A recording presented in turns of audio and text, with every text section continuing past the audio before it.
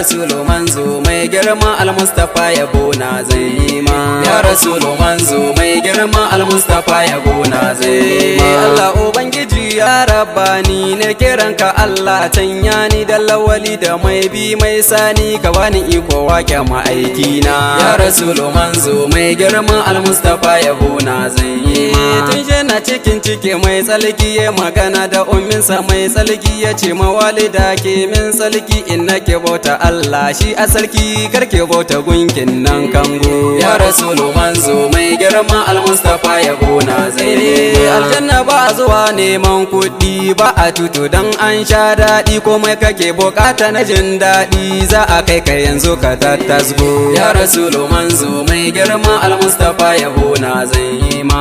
Wanda ba shi neman albarka ko ni a nauzato yayo hauka malam barista ni da Umar naka da dukkanin musulmi ba shakka Allah ya ba mu albarkan na maka da duk sahabihi na tsalkaka ya kai mu maka gun samarare go. Ya rasulu manzo mai girma al-mustafa yabo na zan yi ma.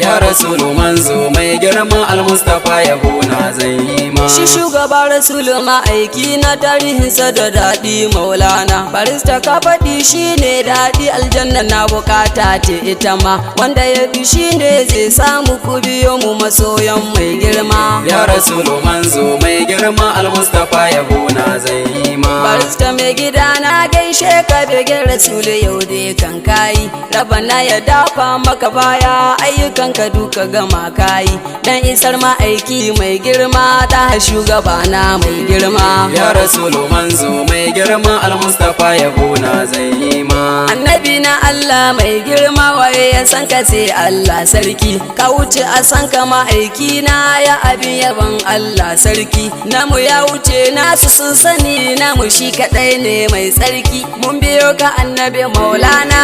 Ya rasulu manzo mai girma al-mustafa yabo na zan yi ma. Mai tambayar ya san sunan kwayo Safiyanu Umar mai koyo ku da can nake in har ka biyo zaka ganni kaje abokina. Ya rasulu manzo mai girma al-mustafa yabo na zan yi ma.